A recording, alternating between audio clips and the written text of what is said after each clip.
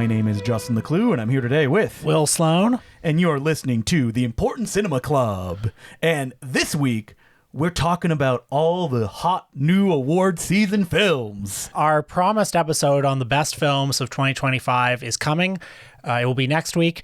Consider this a appetizer. That's right. A preview of what you should keep your eyes peeled. And specifically, it's because we visited the Palm Springs International Film Festival and saw a bunch of films that would be considered for award season. Is this just a way to talk about a work vacation that we took in the form of a podcast?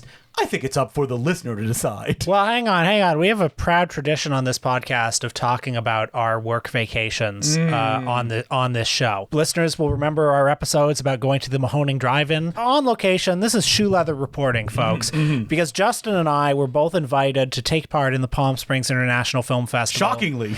We were each on different juries. That's right. Justin and me. Us two bozos, we had the future of cinema in our hands. We were invited to be on juries. Justin was on new voices, new visions. And I was on the documentary jury. And so we each gave out a prize. And with our jury members. With our jury members. While we were there, we also had a festival pass, so we saw all sorts of movies, all sorts of the hot new Oscar contenders. So I had heard of the Palm Springs Film Festival, but I had never digged into it, because for me and Will, I think the film festivals that interest us the most are the ones that play the weirder stuff that we otherwise wouldn't see anywhere. Or it's like, you got Cannes, you got Venice. Yeah. I'm always kind of the big premieres. Curious about those. There's TIFF, which is close to us. And then, we're not in the industry, although this week we were. Yeah, that's right. We were tastemakers. We were kingmakers. When we would go to parties and we're like, we're jurors, people went, oh, wow, really? You are? And that would shock me every time. That's actually true. He's not kidding. Yeah, jurors. Because I think that when they hear that, they're like, oh, they must be in some kind of position of authority that they would be allowed to this position. And then when we follow it up with like, oh, yeah, we're film podcasts. First of all, never say podcaster. No, just say film critic. We'll notice that I had a little strategy when people ask us what we did, which is I would go, oh, yeah, we're like film critics. That's right. And they're like, okay, that they can understand that. They didn't call us on it like, wait a minute, film critics don't exist anymore. That's been completely erased from any kind of media landscape where they would get paid to do that. Nevertheless, here we are, and we have a badge to prove it. So I'll tell you a little bit about Palm Springs. Beautiful desert town, about 2 hours drive from Los Angeles. I was very happy to go there in January because I'm back here in Toronto, and it fucking sucks. But even in the weather that we went to was basically like fall in Toronto. It was chilly. It was consistently like, I want to say 13 degrees Celsius. Spoiler alert, that me and Will both get in respective hotel pools and go, oh, it's too cold. I was sitting there all week looking at the pool. Me too. Being like, God damn it, I'm in Palm Springs. I should be in the pool. And then one day, the weather went up to 17 Celsius. And you're like, oh, that's hot, right? I was like, fuck it, I'm doing it. So there I am in the pool, swimming a couple laps, shivering. By yourself. Yeah, by myself. Yeah, me too. Nobody else wants to be there. No. I'm shivering. I'm like, this is good, right? This is good. How long right? did you last? I lasted like less than 30 seconds. I got in the water, and you're used to cold water when you get, and you're like, I get used to it. The air was so cold and windy. I was like, oh. Yeah. So it wasn't all fun and games. No, I know. We suffered. The pools were too cold. But what I'll also tell you about Palm Springs is it's a town that in the 1950s or so was colonized by movie stars, and they named the streets after themselves. Oh, so we had a delight finding all the movie star names. It's a movie lover's paradise. There's a Kirk Douglas Street. There's a Bob Hope Street. There's a who else? I mean, we looked far and wide for any trace of the king of Palm Springs. Duke Mitchell. But we did not find it. Really quick, who's Duke Mitchell? Duke Mitchell was one half of Mitchell and Petrillo, the classic Jerry Lewis and Dean Martin ripoff team from the 50s, the stars of Bela Lugosi Meets a Brooklyn Gorilla. And of course, when he matured as an artist, Mr. Palm Springs, Duke Mitchell directed 2 feature films, Masker Mafia style and Gone with the Pope, which must be seen to be believed. And we expected a statue of Mr. Mitchell walking into Palm Springs. He's Mr. Palm Springs, but no, it's like we were walking along the Palm Springs Walk of Fame, and it's all, well, it's all like Harpo Marx, Frank Sinatra, people like that. In the middle of town, there's a statue for Sonny Bono because I believe he was the mayor of Palm Springs, was he? Certainly he's the man who built the city. Everybody loves him. Where anybody that we talk to is like, Sonny Bono. Could you imagine he was a Republican, which led me to be the annoying guy to be like, yeah, he extended copyright law in like a really bad way that completely destroyed it for decades. Anytime you brought that up, people didn't want to hear it. I only did it once, and that was it. And then because they were like, I don't care about that, doesn't matter. This is Sonny Bono's town, okay? Yeah. Watch it. I know. His statue. We've got you, babe. Yeah, okay? That's right. So, again, we had a lot of time because Justin and I, fortunately, were able to watch all the movies for our jury duty before we left. We got screeners, and that was fantastic. So we were able to just pig out on cinema. And we're talking about the huge Oscar contenders this year, the stuff that's up for Best Picture. So that's what Palm Springs is structured as, is that all the movies have played film festivals, oftentimes have won awards as well. And so when you flip through the guide, or even just look on the website, it'll say like, this is in contention for this award. You're getting best of festival season. You're also, though, getting some deeper cuts, I have to say. And I'm going to be excited to talk about those. Some movies that you can look out for. But there is no greater Oscar contender this year than the 1943 winner for Best Picture, Casablanca. Wait. Okay, so you're teasing a little bit. Let's go in order of the movies that we saw. Okay. Let's take them through a journey, if you will. The thing about, like, the Palm Springs Film Festival, and me attending this, I think it was one of the most pleasant festival experiences I ever had, because I basically only saw movies that I enjoyed. Oh, yeah. There was never a time I'm like, ugh, this is bad. And because, the reputation is already out there, we weren't really risking. So sometimes I could look on Letterboxd and be like, do people like this? No? Okay, no thank you. Okay, so the first movie you suggested, and you have great festival instincts. you look at the calendar and you know what to see. You said there's a documentary about Carol Connors. Who is Carol Connors? Not the 70s porn queen from Deep Throat. No, it's the other Carol Connors, the one who co-wrote the Rocky theme. She wrote the lyrics to the Rocky theme. And you're thinking, there were lyrics?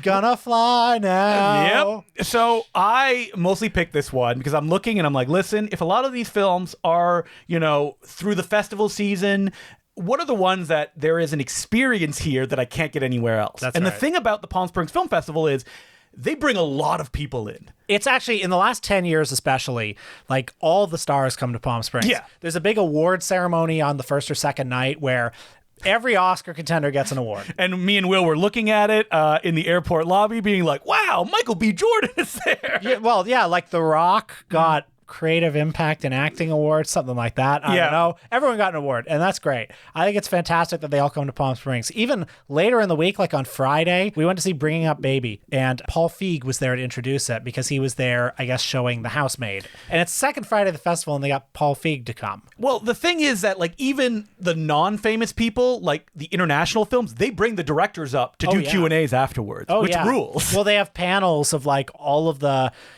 foreign film submissions people, like directors of the movies that have been submitted for foreign film. And while we were spoiled fat cats that had passes that could get us into any screenings, tickets are not expensive either. They're $20 for basically everything. And I want to say the median age of the audience, 72.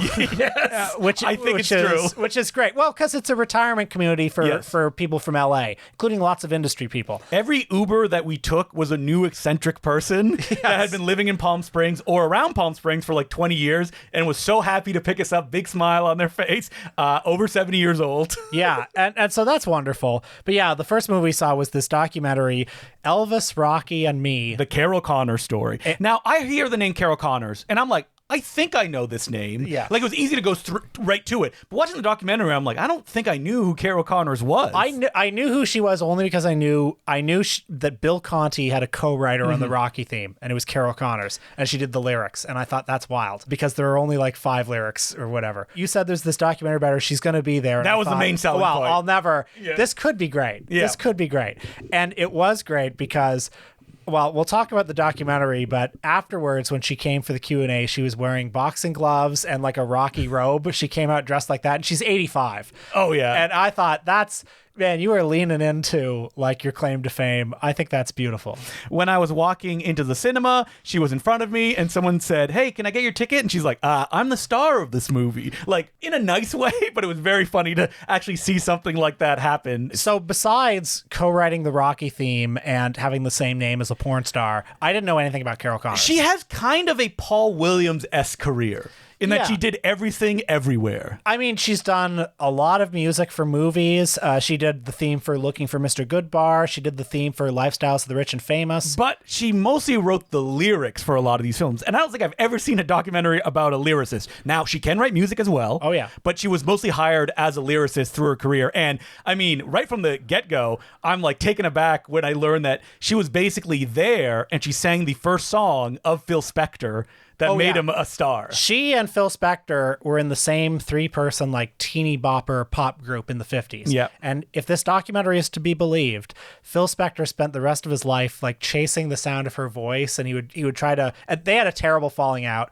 Phil Spector and someone having a terrible falling out? How? It seems Phil Spector was a monster even in the 50s. Yeah. Nevertheless, he spent much of his life trying to get her voice without her in his music. She also spent the rest of her life haunted by the specter, if you will, of Phil Spector. Just the feeling that, like, if I had stayed around with him, would I have been more successful? Yeah. Like, would my career be different? But he was an abusive monster from the get-go, so, you know, she made the right choices. But, you know, this documentary, it's a hagiography, folks. It's one of those. But but there's so much interesting stuff in it. I had a lot of fun watching it because she's a pretty dynamic personality. It emphasizes what a shameless self-promoter she is.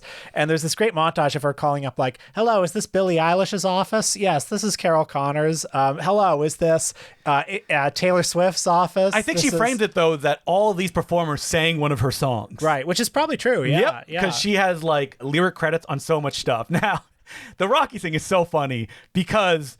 She did just write, like, gonna fly now. Well, hey. And, like, there's a montage of them all playing the music, and I'm like, but none of them are singing the lyrics. Like, yeah. They're just playing the Bill Conti comments. But you know what? Who cares? Gonna Fly, it doesn't matter. Hey, Gonna Fly Now is iconic. Getting strong now. And, like, she, in the documentary, is so polished that, like, you know she's told these stories 100 times of, like, I'm in the shower, I get out of it, and I call Bill Conti to tell him, I got it. Oh, but man, we were in heaven after the screening. Okay, so she comes out in the Rocky clothes, and then she sings a song for us, 85, a song that she wrote for Elvis. Oh, we didn't mention she dated Elvis for 9 months. Yeah. Dated in quotes, I think. Supposedly, Elvis was a loyal man who would never sleep with anyone else. Okay, so if I could digress, I think it's funny in the documentary how she was like, well, we ended our relationship because I knew he was cheating on me with Anne Margaret. And now I, who don't know that much about Elvis, I saw the Sofia Coppola movie Priscilla, and there's a whole subplot in that of Priscilla Presley. His wife is at home reading, like, gossip magazines saying he's having an affair with Anne Margaret. So it's like, okay, clearly his entanglements were complicated at this time. Yes. Nevertheless, the day that he died, supposedly, she wrote this, like, love song for him, and then she stuffed it in a drawer for 35 years. And now she's bringing it back, and she sang this song, and it's something like, you know, we kissed the night away, you know, that sort of thing. And I was in heaven. We have never jumped to our feet faster after something happened. Not ironically. I want to be clear about this. Yeah. I mean, she's great. Yeah. It ruled. She's so charming. If you have any interest in any of the things that we mentioned, like, this is an easy recommendation. Keep an eye out for it.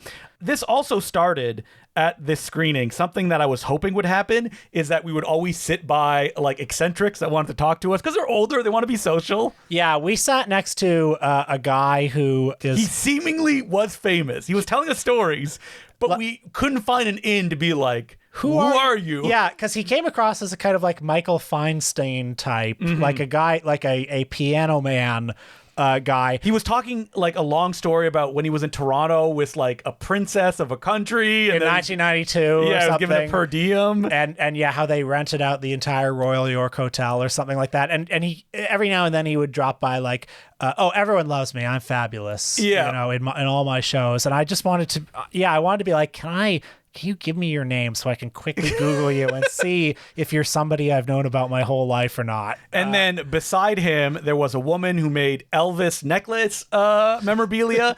And beside that, there was a woman who wrote a book on someone that she knew called Joy Lansing, A Body to Die For. Oh. And so I looked it up right away. I'm Who's like, Joy Lansing? And it's like, this is what I would go into bookstores looking for this because I want biographies on not the most famous people, but like people that appeared in stuff like Hillbillies in the Haunted House. People with interesting lives and interesting credits, yeah. But I have to say, like, I looked on Amazon, like, people are interested in Joy Lansing because there's 113 reviews on Amazon. So, put that in my cart. I want to check that out. So after this movie, Justin, who again is very good at scoping out the festival schedule, he said there's a micro-budget movie that cost $7,000, was shot in 7 days, and is in black and white, and it's called Bert. And I was like, sounds great. If a $7,000 movie made it to this festival, this very Oscar-conscious festival, it's probably really good. Now, we did have to travel a little bit for this movie. This is a thing about the Palm Springs Film Festival. Almost everything is central. There are so many cinemas in the downtown core, but there's a few that are on the outskirts. And I think it was worth it. We didn't have a car because the cinemas are amazing. Everything is frozen in the stylistic guidelines of the 90s, but with all the amenities that you would expect from a modern day cinema. So we went to a theater called Mary Pickford is Da Place. Okay, so I saw Mary this. Pickford is Da Place. So I searched Mary Pickford Theater, and like nothing came up, and I was like, am I spelling it wrong? What is going on? I asked a few people, like, why is it called Mary Pickford is the place? Is the place... Not the place, Da Place. Da Place. D' place. Is that like a organization or something? No one could answer me. I'm sure there is an answer out there, but like, how do you accept this? Like, I don't associate like Mary Pickford with that kind of slang. Yes. Yeah. Anyway, so we went out there, and Bert, it was directed by a director named Joe Burke, and it stars an actor named Oliver Cooper. But it's built around this Los Angeles eccentric named Bert Berger, who's a street musician. He's about 69, 70 years old. He has Parkinson's now, which the film does not shy away from showing, but also doesn't underline. Yeah, they acknowledge it because he is visibly shaking every time he's on screen, but then that's not what the movie's about. Yeah, it's about Bert Berger, who, again, is this real musician. LA street musician. It opens with him playing a song, and this immediately gets you on his side because he's a very talented musician. He sings once at the beginning, the middle, the end. He's very good, and that is what separates it from something like God Love Them, Tim and Eric, where it's like they'll use these eccentric figures in a way that's, making fun of them. Well, that's what I was a little bit worried about, which was that like this film would take, most of the cast are non-actors. They're just like real people that the director met, like Bert, he met 15 years ago, and he just like liked him. He liked his vibe, and he cast him in a short film and enjoyed it so much. He went, hey, Bert, you want to star in a movie?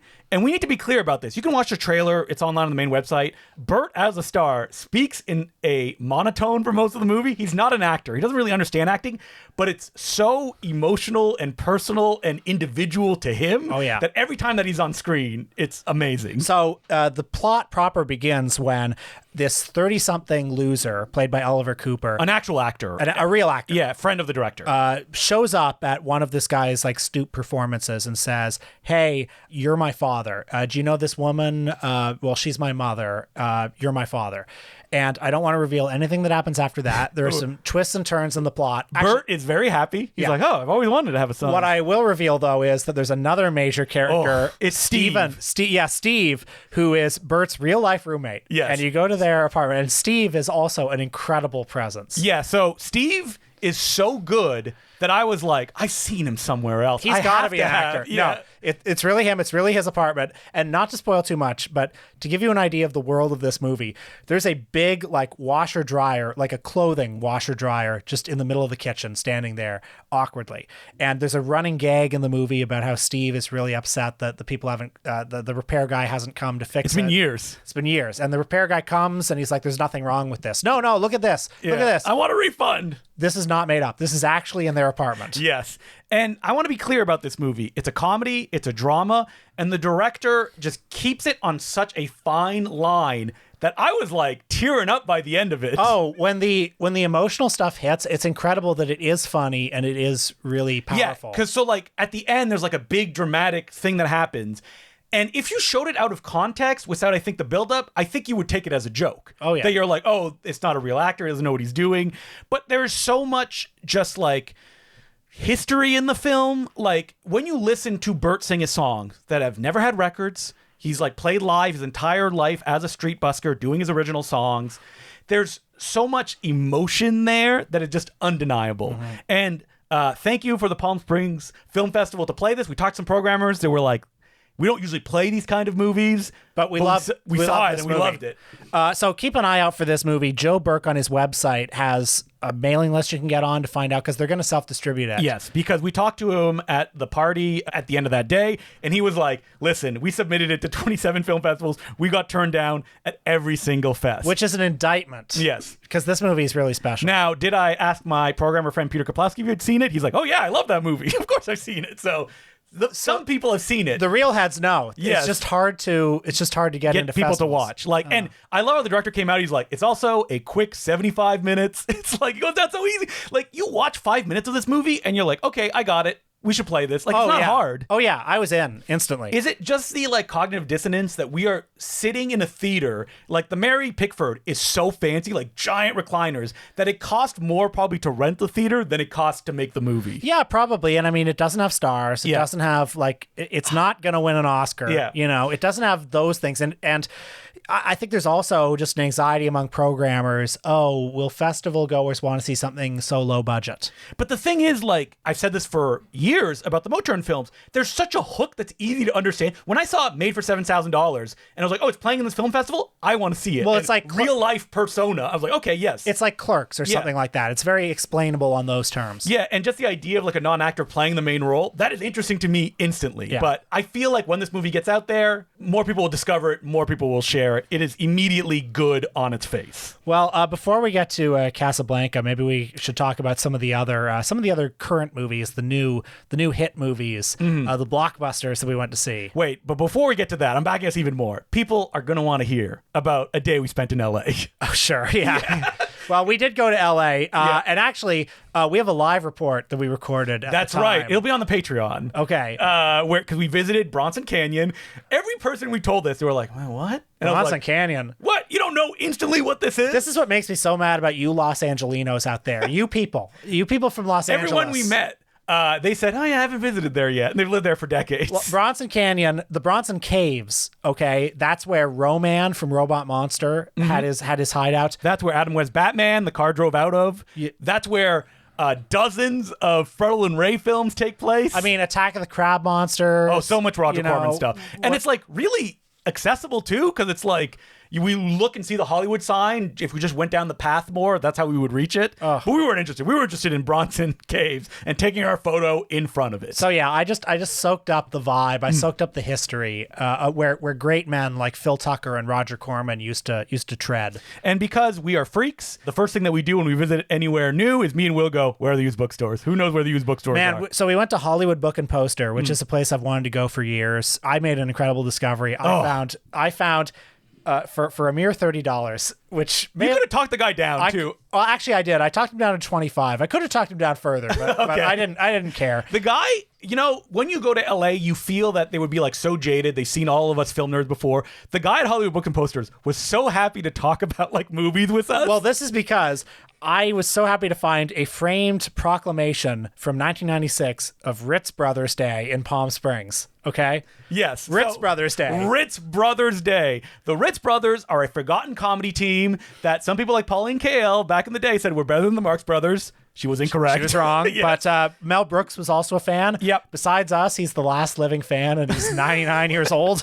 And, well, there's listeners to this podcast who are fans as well. That's right. And the Ritz Brothers, basically what they were famous for was kind of doing a mirror act where all three guys would do the same thing at the same time. Yeah, the Ritz Brothers, folks. You know them. You know them. And I have a framed proclamation from 1996 of Ritz Brothers Day signed by the mayor of Palm Springs. So I search, I'm like, Ritz Brothers Day, what is this? Nothing comes up. And I'm like, okay, let's do a little detective work.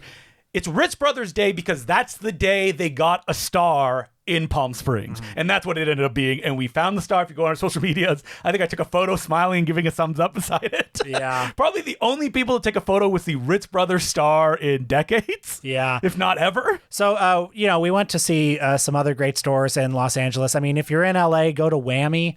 Oh, yeah. The great VHS store. All they do is sell zines, magazines, VHS, and Laserdisc. Not even any DVDs. And of course, it's a great micro cinema too. I did an event there last year, in fact. I showed some Ed Wood movies. movies at Whammy. We also visited Vidiot's, which is most famous now for being a theater. They show a lot of cool stuff. Now, we should warn people, if you go to LA, it is just a video store. It's a rental store. A rental store. Yeah. And I will say, packed when we went in. Like, I could not believe how many people were renting stuff. So yeah, it's beautiful. Vidiot's. Check that out. And we went down to Little Tokyo as well. That's right.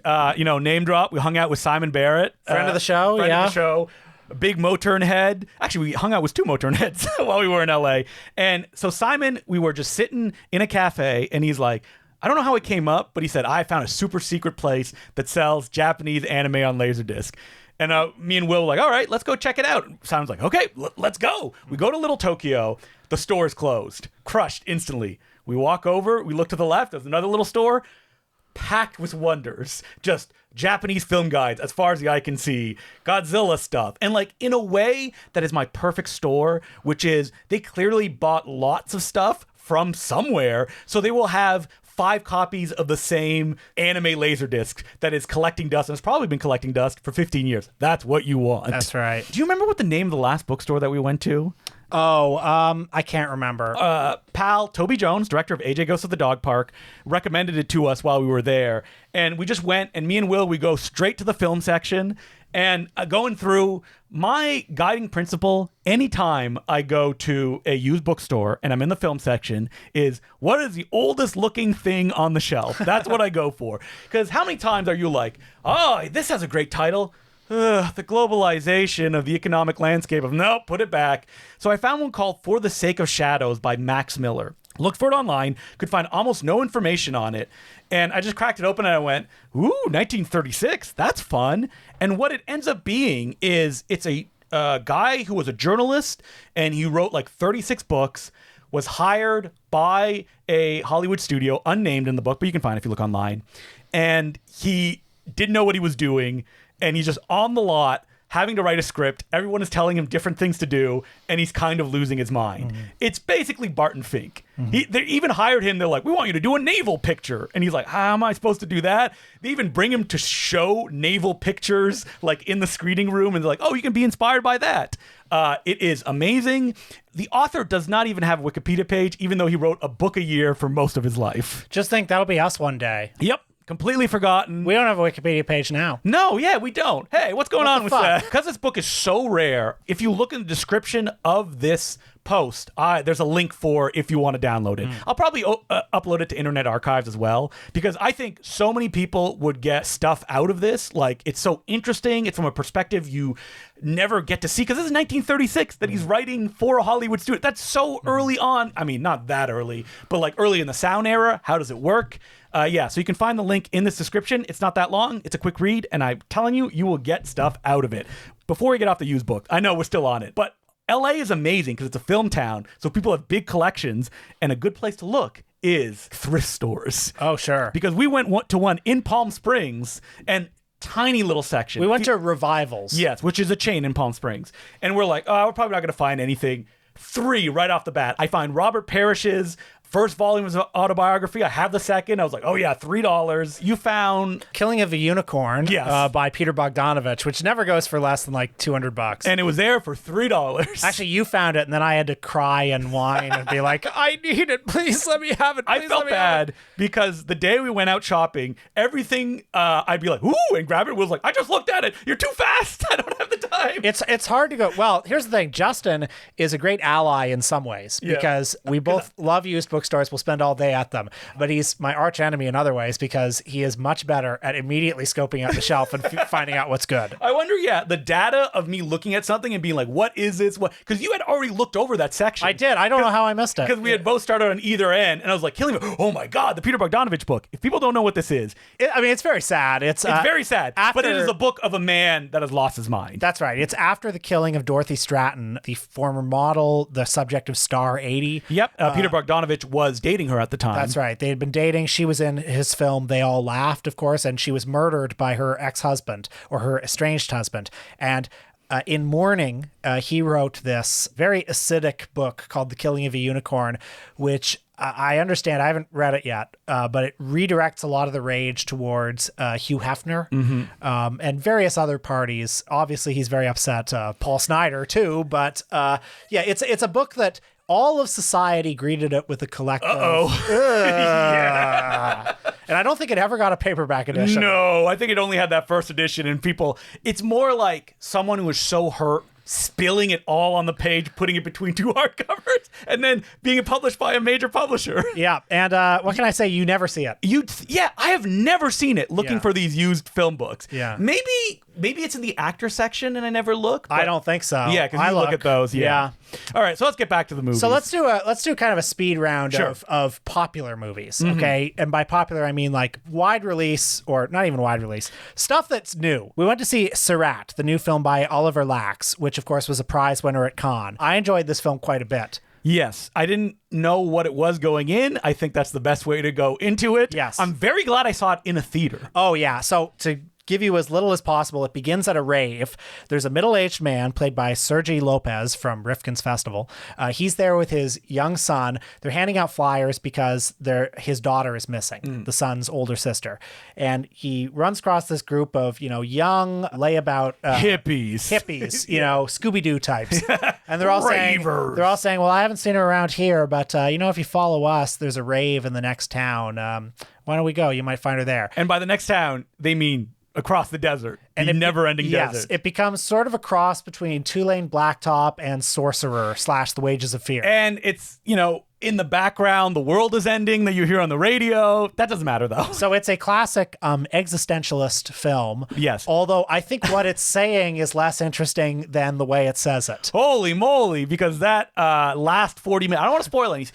It's tough because I didn't know what was going to happen as it was going. And I feel as it comes out, this will become more apparent. Certain things happen in the movie that are shocking. Yes. And the movie plays with duration in ways that put you in the zone and then take you out of the zone. Yeah, it's all about putting you in a trance, and the exact opposite of that was in the same motion picture. So I very much enjoyed that experience. Now, I'm surprised that it's such a big awards contender because it is so in your face. Yeah. But, that's what people are saying, that it may make the nominations of Best International Film. Left-Handed Girl by Shi-Ching Tso, also produced and co-written by Sean Baker. Yep. Folks, I did the Q&A at this one. Wow. That's right. Shi-Ching show. She has been Sean Baker's longtime creative partner that they co-directed Takeout, the first major awards film that Baker made. And Left-Handed Girl, when I saw it was on an iPhone, I was like, here we go, because I love that stuff. That's right. Like Tangerine, it's shot on an iPhone. Yeah. It mixes non-professional actors with professional actors, quote unquote. It's set in the Taiwanese night market districts. It has all the stuff that I like in one of Sean Baker's films. Not to take anything away from her. Yeah, but it had, because she, I think, works very closely with Sean Baker on all of their films. Oh, sure. And as they said, this movie was conceived 25 years ago, and basically it got funding because Sean Baker's films have become so successful. Not just Oscar-winning Best Picture. Afterwards I was like, wait, did Sean Baker win Best Picture? Oh, he did. I forgot about it. That's absolutely right. Me, your good friend, was on stage with last year's Best Director winner. That's right. Not mobbed by anyone, just calmly left afterwards. Yeah, and that's right. That was it. We didn't become best friends because, he's a big LA shaker and mover. So we had places to be. That's right. And the movie itself, I very much enjoyed, like Will said, all of Sean Baker's and her stylistic traits, but none of the crushing sadness of Baker's films. There's sadness in it, but it feels much more hopeful than a lot of his motion pictures. And I mean, just the specificity of the depiction of Taiwan, it's full of life. And the fact that the director talked about it, that because she shot on an iPhone, they could go everywhere. They weren't bothered, and that's one of the advantages of doing something like that. Also, just the way that it captures, the way that it toggles between the POV of adults and a child, much like how the Florida Project does, actually. Very convincing. The depiction of a child's eye view. I rarely see it done so well. And if you want to watch this film, it's on Netflix right now, because I believe they're the ones who paid for it. Now, we saw The Secret Agent, but I gotta tell you, I can't really speak on this movie because it was the third movie in a day. I was feeling terribly jet lagged. It was 3 hours long, as I found out. So for the second half of this movie, I was literally nodding off. Oh, were you? Which is too bad because I like his other films. I liked Neighboring Sounds a lot. I very much enjoyed The Secret Agent until the ending, where it pulls a move that I'm theoretically understand what you're doing with this, but because I spent so much time in this world, this is ultimately unsatisfying. And that's the point, that it's supposed to be unsatisfying. But I looked over, and the people who were laughing at the beginning of the film were gone. 3 different people beside me, they couldn't handle it. This is a movie, though, that people, I'm surprised that, they love it. like universal praise across. Like this could win Best Picture. I mean, he could get a Best Actor nomination too. Oh, the main guy. Yeah. But is it a movie that you should see? I think yes. I will see it again soon. I think that knowing its structural gambit, I would enjoy it more because I know where it's going. Sure. More than because it like his previous film, it's playing with a lot of kind of genre tropes and then undercutting them. In a way, perhaps a Coen Brothers film may have done that one. Did that one Best Picture? No Country? Yeah, No Country may have done as well. Palestine 36, really enjoyed this film. An epic historical drama by the Palestinian filmmaker Anne-Marie Jacquir.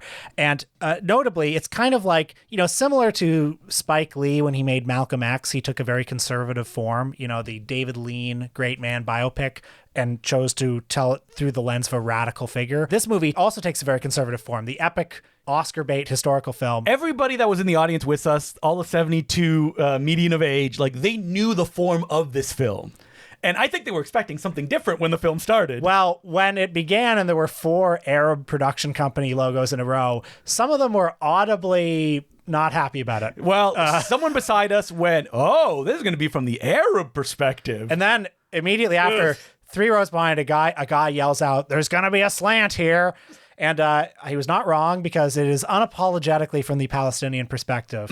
Refreshingly so, I think. So this is a film that was like shot in Palestine, funded in Palestine in the last year. Well, what's crazy is, they apparently started shooting it in like November 2023 in the West Bank. Yes. I mean, imagine making this movie under those circumstances. Which is why it feels so radical that it has such a formalist presentation. And I mean, it's a very compelling film. It's about British/Zionist occupation of Palestine, basically the decade before the foundation of the State of Israel. And it has a huge cast of characters. There's this central Palestinian journalist character who's sort of the one around which it revolves, but there are many others, including the biggest star is Jeremy Irons as the British Joe Biden, basically. Yes. And so it uses so many like tried and true techniques to subvert what you would expect. Like there's a young white liberal guy who's in the city, and when stuff goes bad, he goes, "I quit. I'm getting out of here." This is the guy who's supposed to be. This is Cry Freedom. Yeah, right? this would be your POV guy, and at one point he just goes, "I'm leaving," and you never see him again. And it's like, oh yes, this is how it would go. They would not stay around, so they would be our POV character. I'm curious how the audience reacted as it played. Like they were pretty polite as the film was going on. Yeah. But I wouldn't have wanted to stick around for the Q&A. Well, we heard about the Q&A because the director came the next day, and they said that it was very cordial, and that from what I've heard from a lot of the programmers at Palm Springs, the audience usually asks pretty good questions. Not always. Okay. But compared to other film festivals, directors have said they're better questions than usual. Like, how do I get into the film festival? I know Will's smiling because there was a bad question we got in the next movie.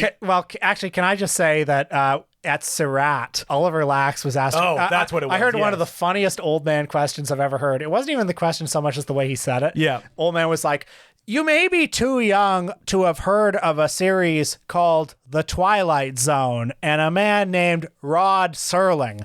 But on this show, it would," and he goes on to about the music. About the music. Yes. Yeah. And what's funny is the director of Surratt went, "No, I don't know what the Twilight Zone is." After like 5 minutes of question. Now, is that a gag? He knows what Twilight Zone is. Come on, man. He might not. Yeah. The Young Bucks. He might, or if he knows it, he might not Jordan have seen it. Peele's The Twilight Zone? Hasn't he ever heard about it? I mean, this is a foreign filmmaker. It might not have come over there. He said he was much more influenced by 70s New Hollywood, which is obvious. Yes, watching the movie. Anyway. So the next day, there was a documentary playing that piqued my interest, especially that people really liked it, called Borman and the Devil. Yeah, so this is a new documentary about the making of Exorcist II, The Heretic, a famous disaster, although one that has gained a certain amount of cult recognition. Even though that, like, the talking heads, very few of them, when asked directly in the documentary, "Do you think it's a good movie?" They're like, "Nah, not really." Well, Justin, do you think it's a good movie? No, I don't think so. I think it's an interesting movie. Did you watch it afterwards? No, but I've seen it. You've seen it, yeah. That's what they all say. It's an interesting film. It's got good stuff. That, like, they take a lot of swings, but it doesn't really work. Yeah, but I'll tell you something, and I don't know if it's just because Exorcist 1 is so iconic. Yeah. Exorcist 1 is perfect in its way. I think about Exorcist 2 more. There are images from that movie that come in my head more. What's fascinating about the documentary, and to be honest, like, a deep dive into Exorcist 2 didn't really interest me that much, but because the documentary couches it in what does it mean to make a failure? And, like, what does it mean also? I mean, the main central thematic thrust of the film to be John Boorman.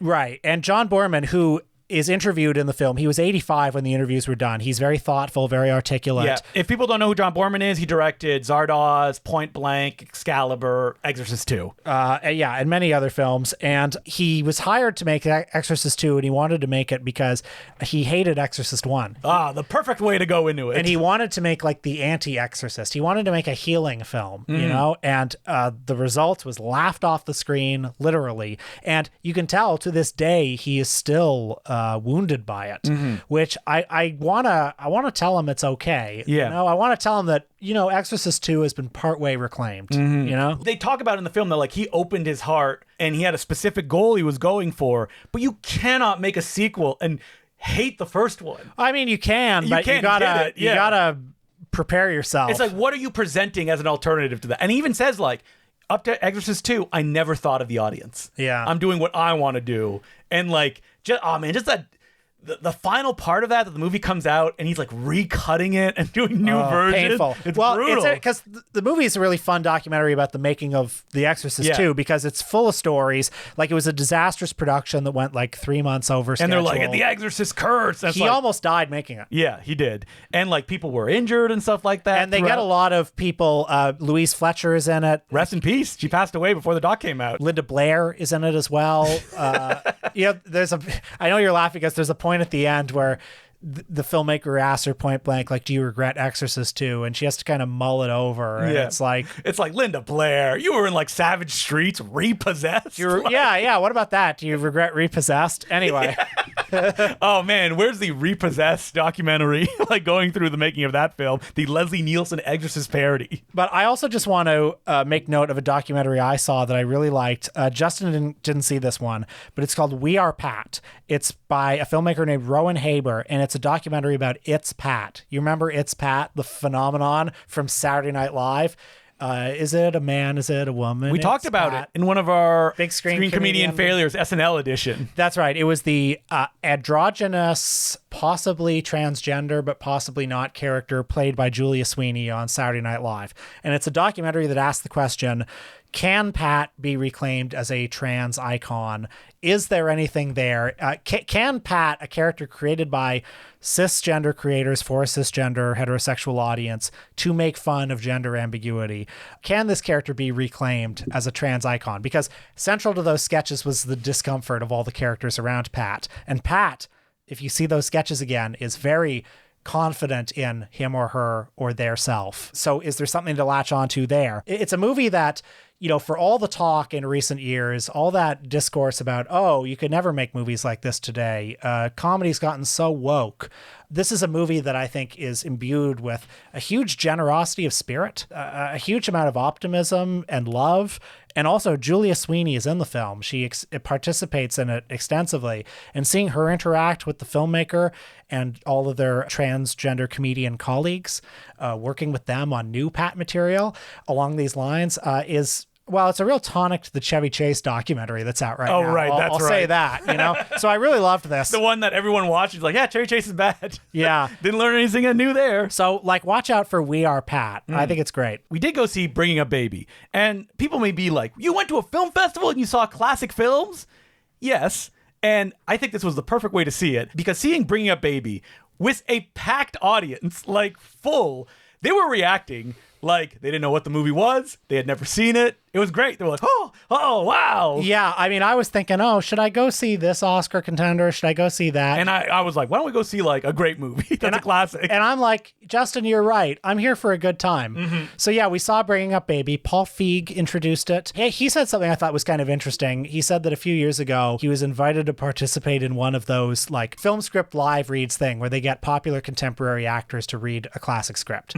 And he chose Bringing Up Baby, and he wanted the original screenplay, not a transcript of the film, the original screenplay.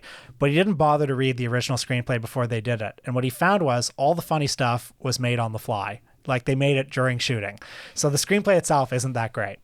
And he did say that he fell in love with this movie because as a kid, he loved What's Up, Doc, the Peter Bogdanovich film, which is basically a unofficial using the template. Spiritual follow-up of some kind of Bringing Up Baby. And it's so funny when the movie ended, the people behind us were like, I didn't see any What's Up Doc in that film. They had completely different jobs, the main characters. And I was like, come on, guys. Like, it was exactly the same thing. Now, I will say, Bring Up Baby is not one that I watch that often.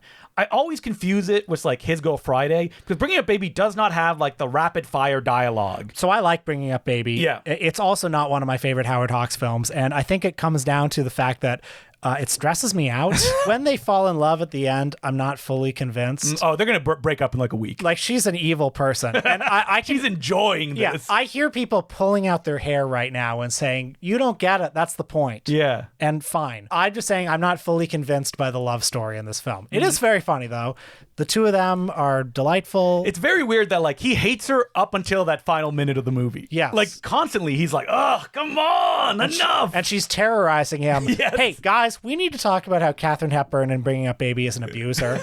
Okay? Yeah. Okay? Waiting for your 10,000 word tweet right now, because you're obviously a Plus member. But hey, speaking of classics, and I have no revisionist take on this one, folks. So this is one that I saw on the schedule. I sent it instantly to Will, because one thing Will knew for certain about Palm Springs is that Leonard Maltin did something every year. And before the schedule came out, me and Will were like, what if he doesn't this year?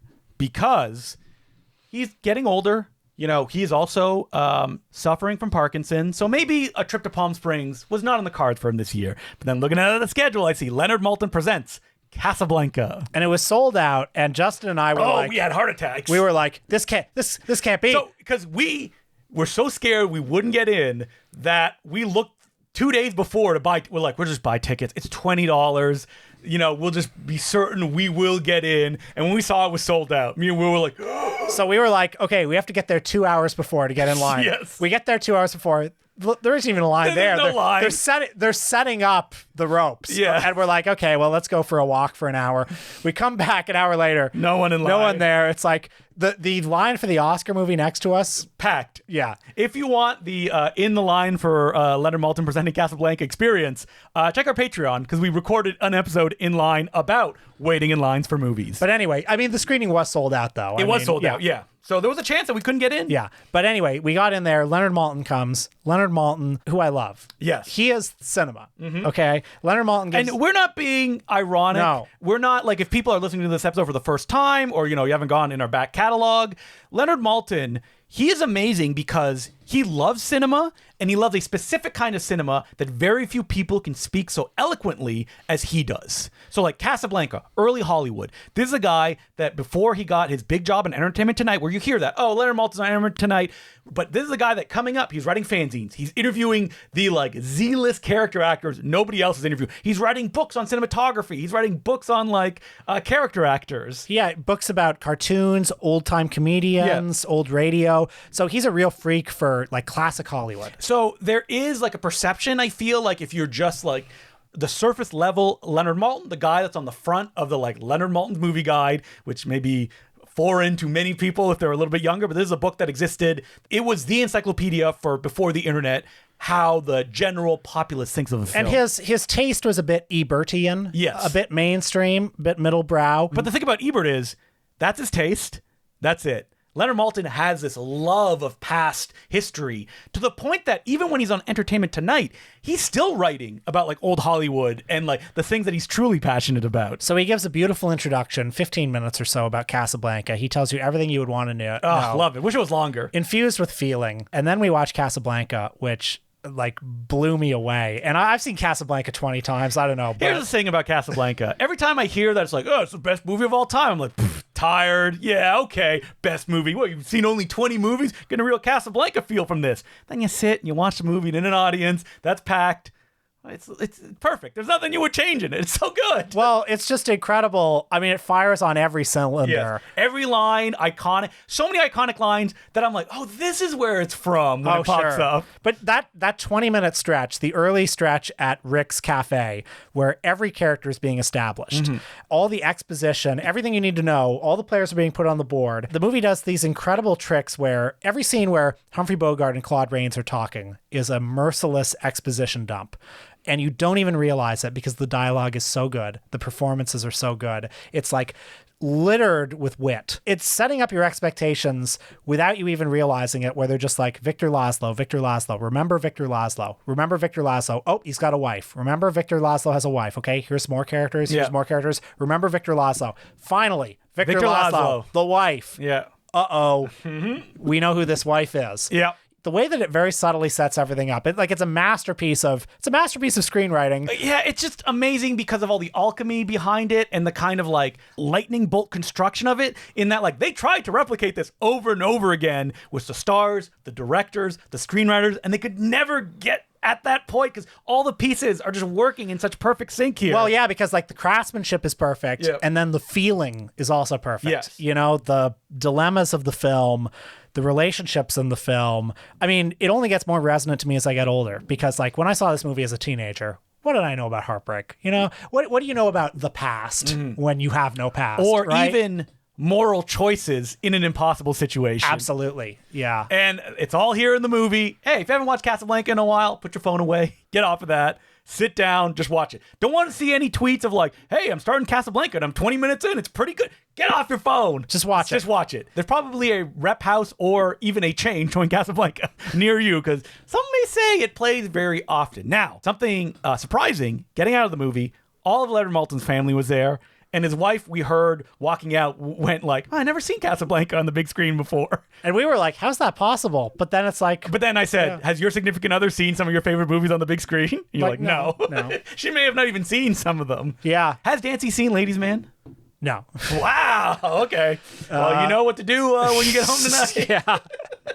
Wait, what is her position on Jerry Lewis? I don't think she's a huge... I don't think she hates him or anything. Well, he walks in. You have giant Jerry Lewis posters. Here's the thing. I think she probably feels warmly towards Jerry Lewis because I do. Yeah. All right. Yeah, that makes sense. Yeah. I don't think she thinks about Jerry Lewis outside of me. Yes. And people, they're on the edge of their seat. Did you talk to Leonard Maltin? Yes. We said how much he means to us. We shook his hand. We took a photo. That's all we want. I told him, you are the movies to me. Yes. Which may have been a stupid thing to say. I don't know. But he took it well. Yeah, he smiled. I mean, he does this 100 times when he goes out. He flashed that Leonard Maltin smile. Yeah. You know? And as we were walking outside, did we see Leonard Maltin just hanging out with his family a couple hours later in front of his hotel? Yes. And Will was like, should I? I'm like, no, keep walking. Leave him alone. Yeah. What are you going to tell him?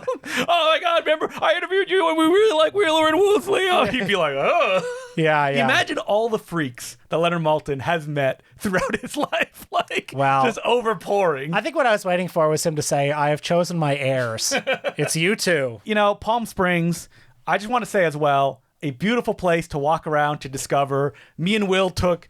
It only lasted 20 minutes, the most dangerous hike we've ever taken. Oh, yeah, we climbed a mountain, and we were told that we could. Yes.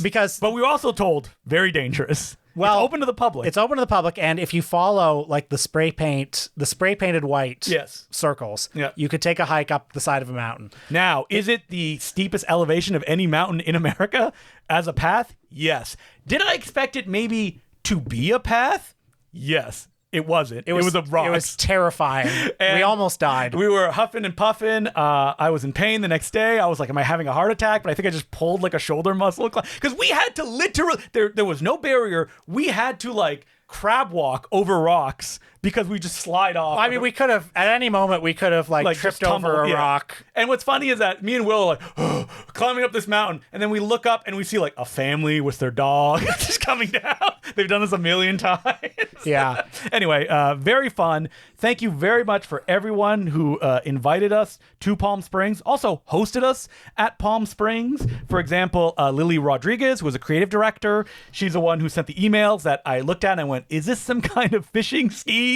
Yeah. Because why would anybody invite us to something like that? Also, Important Cinema Club superfan, who was also in charge of the juries, which was Phil Siegel. Not Seagal. Not Seagal, because as he said that the burden that I've had my entire life was when Steven Seagal was really popular. Yeah, but we love Phil. We love Lily. We love everyone at the festival. It was a delightful time. We saw a lot of great movies. And listen, if you're around, you're in LA. If you want to see like all the big festival movies and be able to see them with crowds, like every crowd member that was there was not, I feel, there because they felt that they needed to. They were there because they wanted to be there. And they wanted to enjoy the films. Man, what a time at Palm Springs. And it's not over because I know all of you are wondering, you're asking, you're writing the emails right now, what did you guys watch in your hotel rooms when there was downtime at the festival? Oh, well, on our Patreon, we are returning to the subject of Steven Seagal. That's right. Because we had a Steven Seagal festival. We did in our hotel room because we're like, all this art, we need a cleanser as we watch this. So we watched The Foreigner, which was directed by Michael Oblowitz. Yeah, who was a no-wave director who became a DTV action guy. We watched Absolution, a film by the DTV Steven Seagal auteurist, Keone Waxman. We also watched Kung Fu Mahjong and, 30 minutes of Massacre Mafia style. We're returning to the subject of Steven Seagal. That's the important thing. If you're like, guys, what did your hotel look like in Palm Springs? Because you will be shocked to learn, thank you, Palm Springs, me and Will were not roomed together. Thank God. But we were in different hotel rooms, which were very far from each other. So we would do like the somewhere out. That's exactly what we would do. Whatever the song is from An American Tale. So that's what we're doing on our Patreon. You can become a member and listen to that episode now. Patreon.com/The Important Cinema Club. And next week, best movies of 2025. That's what we're doing. We've been running long, so no letters this week, but we shall see you next week where it's a big blowout. We want the final word on this stuff, so we wait until everybody else has done their list, and then we get in there. Has there been a lot of arguing about, the best movies this year? I've seen nothing. I mean, not with me. You know what happens? Every year, everyone puts out their lists. It's the same. It's the same list. Same movies. Yes. Just in different order. Yeah. You know? I will guarantee, dear listener, there's a movie you have not heard about on this list. We're going to try to mix it up. Yeah, mix it up. Maybe even... I'll call it the best of 2025, but even the movies I think the listener should see because they have value. Jesse V. Johnson's Hell's Highway. Wait, is that his new one? The one with Aaron Eckhart. Did you watch that? I watched half of it. Oh, on the plane? No, just at home. Oh, no. On the plane, we'll watch True Entertainment. I watched Casino by Martin Scorsese. I was looking over because he was in front of me in first class because I got... No, that's not true. No. He was in economy. And Will was watching Casino, and I looked to his right, and the person right beside him was watching Shrek. That's right. The duality of man right there. Hope that everybody tunes in next week. And just a reminder that if you want your name read by me, because I do a blowout at the end of every best of, I read every Patreon subscriber. Whoa. And if it's a goofy name that is meant to be a joke, I will not read it. So just letting you know, because people last year, for the first time ever, wrote stuff they just wanted me to say. And I'm like, I ain't doing that. Yeah. So nice try. But that's what I'll be doing next week. Until then, my name's Justin Decloux. I'm Will Sloan. Thanks for listening.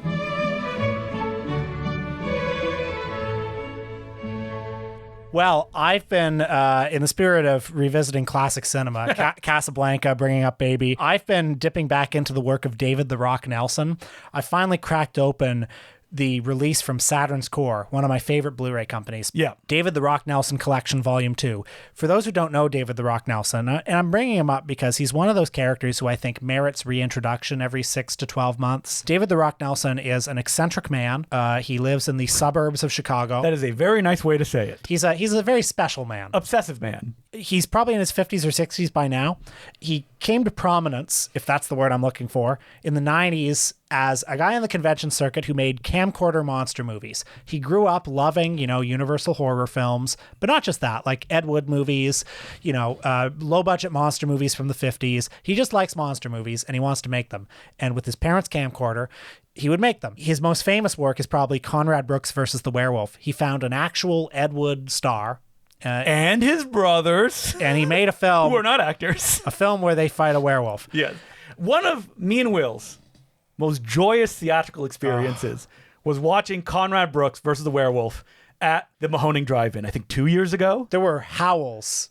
Howls of laughter. The guy who runs Saturn's Core was there, and he was befuddled at how well it played. Yeah. He's like, that was people's favorite movie. What? I put the movie out and I never thought I was going to get that reaction. I was dying. I had tears streaming down my face. Listen to our last At the Drive-In episode for that. So in 30-minute increments over the last few nights, I've been watching The Devil Ant. Wait, so 30-minute increments. So you watch it over 3 nights then? Oh, no. The movie's 2.5 hours. I know. I'm setting Will up. The thing about David "The Rock" Nelson, he's a guy that I knew, and even with the avenues of access that I have, for years, you could not watch his films. Well, and this is why I'm so grateful to Saturn's Core. Because Thank you, Saturn's Core. The only way that you could watch his movies, they weren't online anywhere. No. You had to snail mail David "The Rock" Nelson and send him a check, and hopefully he would send you back. And if you did, you'd make a friend for life. Yeah, so I didn't need that. Yes. But thankfully, now we can finally watch his film. So I've been watching The Devil Ant. I'm probably 2/3 of the way through now. You know, I've watched... Treating it like a serial, like Flash Gordon, if you will. I would compare this movie to, imagine Don't Let the River Beast Get You meets Walden Diaries, Notes, and Sketches by Jonas Mekas. So if people don't know what these movies, because we say camcorder movies, I think they have an idea of what it is. We need to be clear. David "The Rock" Nelson stars in these movies. He does not have many friends to hold the camera.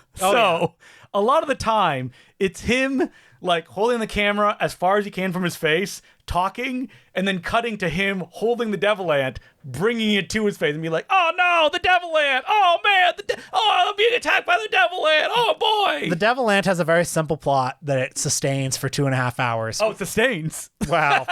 Maybe that's the wrong word. There's been a nuclear something or other that has caused an ant to turn into a devil ant, and he's attacking all of mankind. He's not giant. No. He's big. He's like hand-sized. He's a rubber ant that he got at the dollar store. Yeah.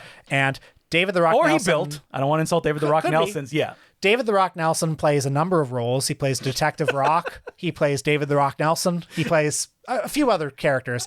Is there a scene at the convention yet that you see? There's gotta be, right? There's going to be, because there's been much foreshadowing of the Thriller convention. But so far it's the Devil Ant just killing many, many people. Some of them are in offices. Some of them are in bars. A lot of them probably David "Rock" Nelson. Playing a character. And it'll be, now the Devil Ant has moved on to Pittsburgh, Pennsylvania, and he's attacking, whoever. Fred Olen Ray has showed up. Oh, love it. Various people have showed up. I'm told that Roger Corman will be in it soon. Sitting at a table, probably looking up as the devil ant comes towards him. Probably, yeah. So I'll fill everyone in on what happens. I'm enjoying it because... There's no movies like this. No. Yeah. This is a one-of-a-kind thing. It's got an incredible spirit, incredible energy. And yes, it reminded me of a Jonas Mekas diary film because much like in Jonas Mekas' films where it's like, oh, here we are with Andy Warhol. Here we are with John Lennon. Now here we are on the bus. Here we are at Central Park watching some squirrels. That's kind of what this is. If they had just like twisted, I mean, David "The Rock" Nelson can't do this himself, but like, oh, these are experimental films, almost deconstruction into the mind of a genre film fan. They play at Anthology Film Archives or stuff like that. Like, I think we could get this at Anthology. You think so? All it needs is someone like us. Or Saturn's Core. Maybe they've been trying. Yeah. And like the fact that the Devil Ant is an endurance test for people at Anthology, that is a plus. I mean, this is to David "The Rock" Nelson's credit. I think he intended it this way. Like, he is playing with duration as much as any experimental filmmaker is. He knows that nothing happens in this film. It's not just that he's happy that, like, he's making the movie. No, he loves that. He loves everything in this movie, and I think he thinks it's funny. I think he knows it's funny that it's just the same thing over and over and over again. As many of his movies start with, this one starts with a special thanks, and the big guy gets the big credit. Oh yeah, so there are epic opening credits, lots of grammatical errors.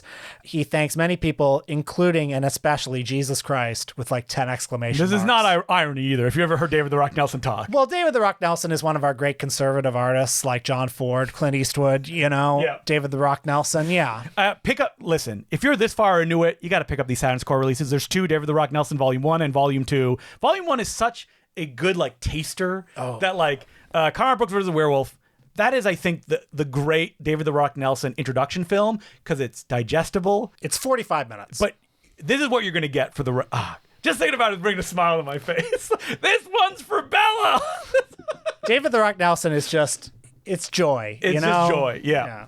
All right, so from David "The Rock" Nelson to another auteur that has been a mascot of the podcast, Martin Campbell. Oh. Now, we, with big smiles on our faces, went to go see in the theaters Protégé, and we're like, this is going to be the last film Martin Campbell ever does. Martin Campbell, director of Casino Royale, GoldenEye, No Retreat, that really popular miniseries that he later made. Oh, Edge of Darkness. Edge of Darkness. A Mask of Zorro. Which you still haven't seen Edge of Darkness. Joe Don Baker. I've got the DVD. Yeah. Martin Campbell is still making direct-to-video stuff. He's actually 85 years old. Did we not see his Liam Neeson film Memory together? Yes, this is what I was getting to. Protégé, not a good movie. I could see the Campbellisms, the way that he likes to shoot stuff. Such a mess structurally all over the place, which I got to be honest is kind of the running theme through most of his movies. But then there was a second one, a Liam Neeson one, and we saw that in theaters. Barely a movie. I hated that film. Hated it. Just an odious movie. And then I could not believe he's released 2 feature films since then. So you saw Dirty Angels Yes. starring Eva Green. Eva Green. Where she fights the Taliban. Yes, she fights the Taliban during... Actually, she doesn't fight... She does fight the Taliban. She mostly fights ISIS for some reason. And this is during like the withdrawal from the Afghanistan. Yeah. God, this movie's bad. It's so bad. I'm sorry to hear that. It is like so 2003, like military propaganda post 9/11. Somehow in 2026, and it's like boy, Martin Campbell has been on the circuit saying I should direct the next James Bond movie. Maybe that's where he shines. Like Casino Royale is so good. I mean, I would love to believe. Yes. You know? And people have asked us, like, why are you obsessed with Martin Campbell? And I think I love Casino Royale so much. Yes. And I love the idea of a craftsman that has been doing it forever. That was a part, like, when we did, I don't remember why we watched GoldenEye. Oh, Pierce Brosnan episode. I didn't even like GoldenEye that much. No. And I'm like, it's so flabby and all over the place. But some reason, I guess you're coming up at a certain age, you learn who Martin Campbell is. He just gets your hooks into you. And the idea that he's continually making movies brings a smile to my face. Well, I like the idea that he's still out there at 85, like that he's a lifer. Yeah. That this is what he does. Like, he just directed a film that was also released theatrically called Cleaner. That's a Die Hard starring...